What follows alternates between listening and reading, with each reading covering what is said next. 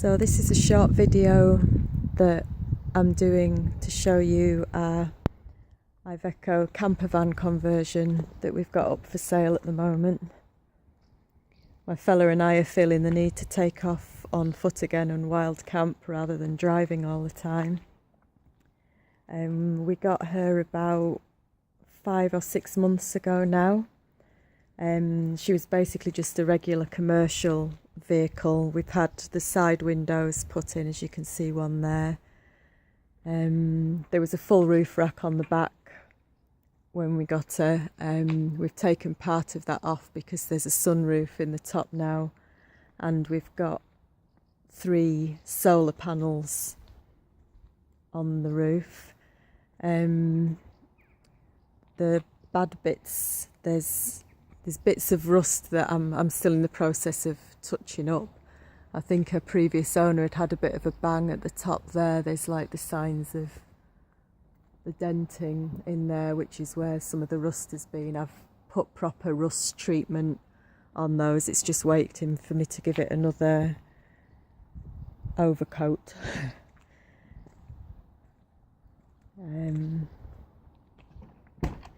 Aside from that, she's in quite good condition really. We had new tyres all round about a month or 2 months ago. Do you fancy climbing up the ladder with the camera and just showing the solar panels? Okay. Actually, you just take it again and I'll just... The solar panels we got are 220 watts each, so there's like 660 watts of panel in there. Can you manage? Yeah.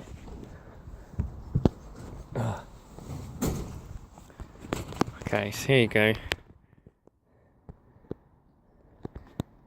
So once in a while they will need cleaning, but we've not done that for a little while. And here's a little junction box here. You have to excuse the look of, what's that stuff up here? It's like milled. It's just algae. That says it's the rust. Any rust has been treated. There's hardly any up the top. It's just, what's it? Algae, yeah. Yeah. So here's the little junction box. This just protects it from rain and water and all that. There's the top of the sunroof. There you go. I don't know if I could reach it from there. I've got an action shot of going up the ladders.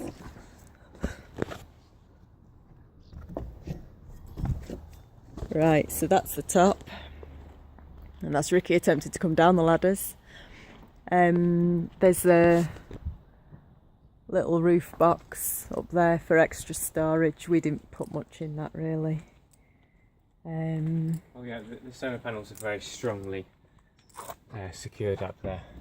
The bolts are really strong, so there's no worries with any of that. Inside, as you come in, we've got the SMEV 922 sink and hob in here. There's the hob. I'm afraid it's a bit of a mess at the moment. We needed to clean that out. I should have done that first, but it's a camper van that is being used at the moment, so bear with us. The water and everything work. The gas bottle still needs connecting up. It's a full 25 kilogram butane bottle there.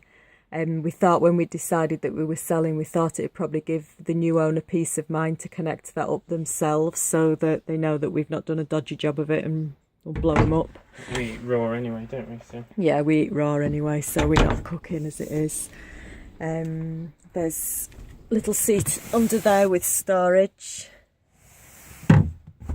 That's another seat there, and that bottom area there is full of the battery bank. There's 4 155 amp hour gel batteries in there. They're big. It's a big battery bank, 620 amp hours in total. The batteries are self-maintenance, so you shouldn't really need to get into them. but you can get into them if you need to. There's two batteries in this bit here and 2 in here, so they're running along there like that. And here's the fuse box and everything. This is a little meter we added on later, because that shows us how much power has been taken right now. And we're just charging our phone and everything at the moment, so it's not taking very much power. And then here's the charge controller, so that's where the solar power comes in through here, through the roof, and then into this controller, which regulates it and makes sure it's all safe and everything. That's saying how much voltage is in the batteries at the moment, and that's just to make sure everything works well. That is a very expensive bit of kit. I think they're about £1,000 or something ridiculous like that. But when we got the whole solar setup, we'd got it with the intentions that we might buy some land at some point, and that controller can deal with 12 volts, 24 volts or 48 volt systems. It's power enough so we can keep it a 12 volt system, so if you want to feed a charge relay thing from the main battery in the future in the front of the car, you could power it from that as well. But so far we've not needed any more power because the solar panels are enough to power everything. We've got a little light up there as well. That provides enough light at the front of the van. We've got nice little fairy lights up there at the back at the moment. There's a little shelf along the top. It's a full double size bed platform we put in. The van itself is 7 metres long altogether, and it's about 4.5 metres in the back, 14 feet. So there's plenty of space. If somebody wanted to, they'd be able to take the bed platform out. You know, you could put a proper dining room area in there with like rock and roll beds if you wanted to have a proper seating area. But we wanted to be able to have a bed that we can just use straight away, climb into whenever we need to. There's very sturdy shelving there along the side. We were going to put cupboard doors on the front, but again, when we decided we were going to sell, we thought it was better to let the new owners kind of do it how they want to. You know, if they want 2 or 3 separate doors in there rather than one long one. That's not going to be that hard to do that. No, that'll be simple. At least the shelving's really secure and solid. Yeah, it's solid. It's not going anywhere. I was thinking about taking the bottom off the seat to show the batteries inside, but because there's no picture of the batteries in the we can give pictures of the batteries if we need to. I won't bother taking it apart at the moment. Okay. That's the skylight from inside. That was professionally fitted, and we've not had any problem with that. We got that done about 3 or 4 months ago. There's not been any leakage or anything. It opens sort of all sorts of ways. You can tilt it on both angles. There's an emergency hammer if you need it as an emergency exit, God forbid. Yeah, so that's been nice. It's good for the ventilation as well. When we first got it, as I say, it was just you're doing the lazing on the bed shot. Yeah. It is comfy. It's nice. It's just a 4-inch memory foam mattress we've got on here at the moment, and that's been absolutely fine. It's very nice and cosy, and we're never cold in here. Yeah, when are we? We're in right at the end of September. We've not had to use any heating yet, have we? No, we haven't. But the insulation on everywhere really, on the walls, it's got 50mm of Kingspan first, then it's got 2 layers of 25mm earth wool acoustic wool stuff, so that blots out the noise, and it blocks out some of the noise, and it provides extra thermal insulation. There's this bubble wrap stuff that's all around the van, as well as a vapour barrier, and then we've got ply on top of this, and then the material. Also on all the panels, before we insulated it, I treated any rust that I found, because we were intending to live in this van, so we did a really good job of insulating it, because we were going to live in it full time. It's quiet enough to sleep in, you know, that cars going by, it's not too annoying really, you know.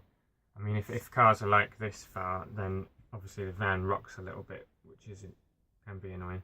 But even just that distance there, it's not too loud, which is really good. So it looks like the insulation has soundproofed It's helped it. But up the top there is the only place where there's not any insulation. Yeah, we didn't get round to that bit yet. But everything else is thick.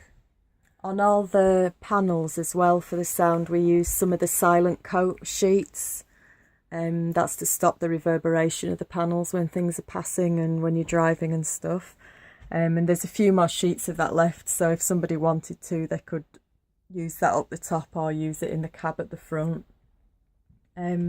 We decided to keep the bulkhead in, but I know somebody else who was interested said they would probably take the bulkhead out, in which case you could probably fit the sink unit into this space, or, you know, just rearrange it however you feel you need for yourself. We've not done anything with the ceiling on this back part because we thought with the cooking area being there, at least if there's any steam coming up, it's not going to cause any damage to fabrics if it's above it, and it's easy to wipe clean. It's a nice bit of storage up there at the back for things you want to just grab. At the moment, I've got a couple of window screens that I made to cover up these at night and to provide extra reflective insulation. Yeah, the tinted windows are really good as well. You know, you don't have to worry so much what you're doing in here. People seeing you, unless it's dark, of course. I mean, if they're right up, you can see through it. But just in general, it's not that bad. That's just a little shelving thing there, isn't it? Yeah, it's quite handy. That just easy to put whatever you need when you're sleeping in. At the moment, underneath the bed platform, we've got 4 bloody big trunks that we've been carrying most of our gear in. We did have like bungees across on the shelving and extra boxes in there, but we've pretty much emptied everything out now, so that if somebody wants to take the van, we can just drop it off with them and take off on foot with the rest of our belongings. So the van will come pretty much with, you know, like with the mattress in, the storage boxes. Just there's other bits and pieces. There's bits of paint and like van stuff. Anything that's useful. Yeah, just whatever we thought people might still want. I suppose the main selling points I feel with this is that like there's a lot of potential for people to do whatever they want with it. I mean, as you'll see, we haven't actually put a bathroom area in, which somebody could if they want. You know, go here, I guess, or just take out the bed in. But yeah, I mean, it's a sort of blank canvas for people to do what they want with. Because, you know, some people don't want toilet facilities at all in a camper van. Other people want quite flamboyant setups. So we just thought, again, it was better to leave that to the new owner to put in whatever they need. The bonus with something like this is because it's all wood and everything, it means that you can customise to what you want it to be like, you know, which you obviously can't do with an ergonomically shaped, perfect camper van. With this, you know, you could attach something to these beams, or like here, we were thinking of putting a new shelf from like here all the way across here, which would be great because then you've got loads more storage all in here. I mean, there's loads of storage space. It's a really big van. We've been pretty much living in this for about 5 months now, and it's been no problem, you know. There's been enough space for us both to do, you know, whatever we need to, really. We're eager to get travelling again, and yeah, we want to get out on foot. Yeah. We've got all our gear to be like wild camping again somewhere tropical, so that's like we're hoping to turn this van into some long haul flights really when it sells. Wonder what else I should point out.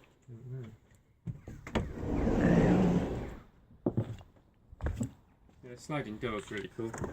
Oh, that's the only other thing. That's had a knock on the lens there, and that light isn't working. That needs replacing at some point, but we've not got round to that one. In the cab, it's, apart from being pretty dirty, it does what it needs to do. I don't think there's anything I need to say in here. You can't see the mileage. It's about 100 and it's getting on for 154,000 on the clock. There's that like cosmetic. I don't know. That was like that when we got it. What else? And what's like the only issue we've had with it was when that battery had a problem, wasn't it? Oh, do you want to pop the Yeah. thing and we can have a look at the engine? Yeah. Yeah, we had the battery replaced about 3 months ago now, so it's got a new battery in. Like I say, it's got new boots all round. It's a good van. It's a pleasure to drive as well, because like I do the driving, and I thought I might be a bit intimidated driving something that size, but it really hasn't been any bother. You got used to it though, didn't you? I could talk a load of crap about all of this, but I know absolutely nothing about engines apart from the fact that thankfully it works.